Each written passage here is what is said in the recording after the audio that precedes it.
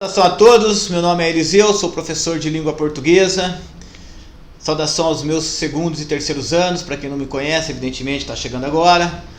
Eu estou aqui para propor para vocês as próximas atividades do terceiro bimestre. Veja bem, parece que foi ontem, paralisamos em função da pandemia e agora já estamos em agosto. Terceiro bimestre, praticamente encerrando o ano, e tem gente que ainda não fez nenhuma atividade.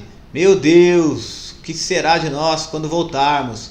Muito bem, na última atividade, para quem ainda quiser fazer, eu propus uma carta ultra romântica. Evidentemente estávamos falando do romantismo, de todas as suas características ideais, de como os românticos viam a vida a partir de uma ótica idealizadora. E pedi para que fizessem uma carta ultrarromântica, evidentemente para avaliação, mas também para um concurso.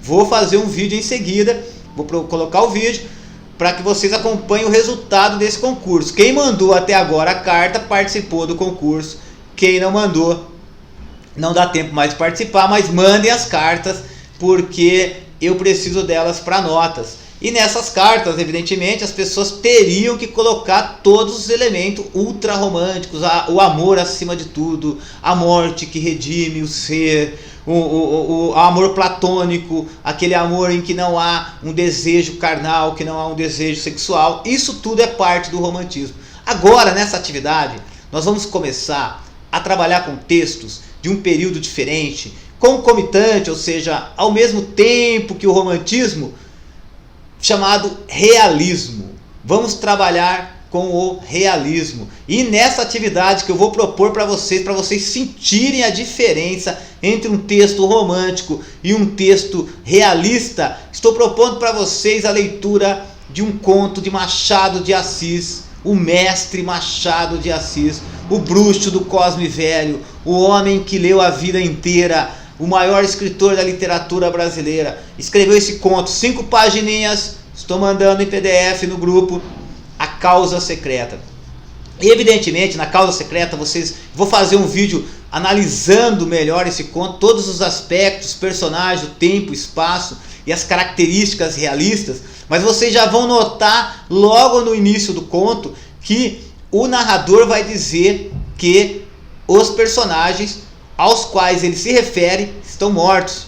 É um artifício que Machado usava para quebrar a chamada hipocrisia humana. Estamos saindo de um período literário em que idealizava o ser humano, que negava os instintos humanos, que negava o tédio, que negava esse sentimento predatório que o capitalismo desenvolvia, que era o romantismo, negava tudo isso. Estamos agora entrando em períodos literários que querem mostrar, escancarar a alma humana e também a questão orgânica, no caso do naturalismo, de como funciona, o homem está relacionado aos seus instintos. Mas no realismo, você vai observar um narrador perspicaz, um narrador que observa e um narrador que vai dissecando, que vai expondo as vísceras da alma humana. Então, na Causa Secreta nós temos aí 3 personagens, um conto curto, Garcia Fortunato e Maria Luísa. E aí vocês vão perceber as características sádicas de um certo personagem. Não vou dar spoiler por enquanto, depois vou fazer o vídeo analisando os elementos da narrativa, que é o que vocês vão fazer como tarefa, analisar os elementos da narrativa. Então vocês vão perceber ali, o coração humano como um poço de mistérios. Essa é uma das frases do Machado de Assis que está lá. Você vai ver o poço de mistérios e você vai perceber como há podem haver aspectos doentios nas relações humanas. Então Machado de Assis, nesse conto, é um dos clássicos da narrativa curta de Machado. Ele vai expor situações assim extremas, que às vezes para nós, para os corações mais sensíveis e românticos, que estão vendo o vídeo, que vão fazer, que vão ler o conto, vão se admirar e vão dizer: mas quanta crueldade! É necessário expor tanta crueldade? Sim, é necessário expor, porque a tendência do ser humano é negar, é se idealizar, e ainda mais nós estamos falando de 1870 e tanto, nós estamos falando aí de 130, 140 anos, quando as amarras sociais eram muito mais apertadas, que não davam muito espaço para que as pessoas expressassem os seus comportamentos. Ai de você, se você fosse mulher então, porque estaria submetido ao regime social que não dava espaço de pensamento para as mulheres. Então Machado de Assis, nesse conto, ele vai expor com 3 personagens, um médico, são evidentemente todos eles pertencentes a uma elite social carioca do Rio de Janeiro imperial. Ele vai expor um ser humano completamente adverso daquele que os românticos propunham.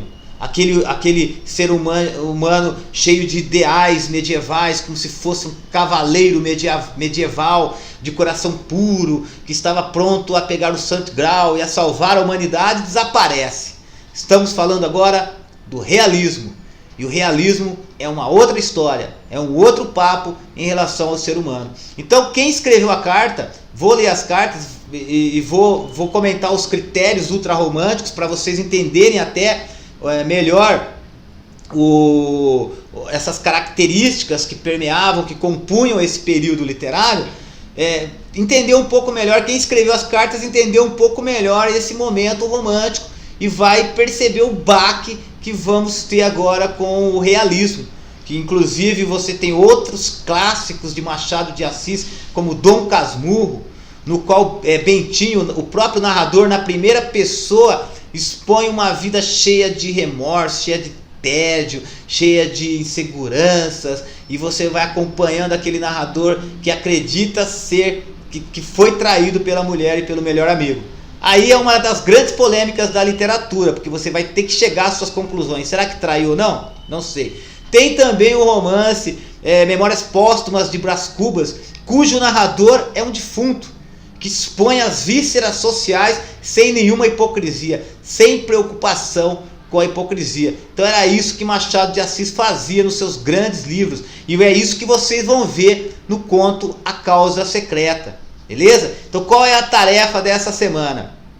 A tarefa dessa semana, vocês levantarem as principais características do realismo. Não precisa ser muito profundo. Peguem as principais características do realismo, entendam o que mudou entre o realismo e o romantismo, e peguem esse conto, leiam os contos e levantem as principais características das personagens. Beleza? Quero só isso nesse momento, que vocês levantem as principais características das personagens, porque a partir daí nós vamos elaborar um texto. Vou propor outro concurso, vou premiar esse concurso das cartas ultrarromânticas e vou propor um outro escrito a partir de um narrador do realismo, aquele narrador que não tem medo de dizer a verdade, de dizer aquilo que pensa do ser humano.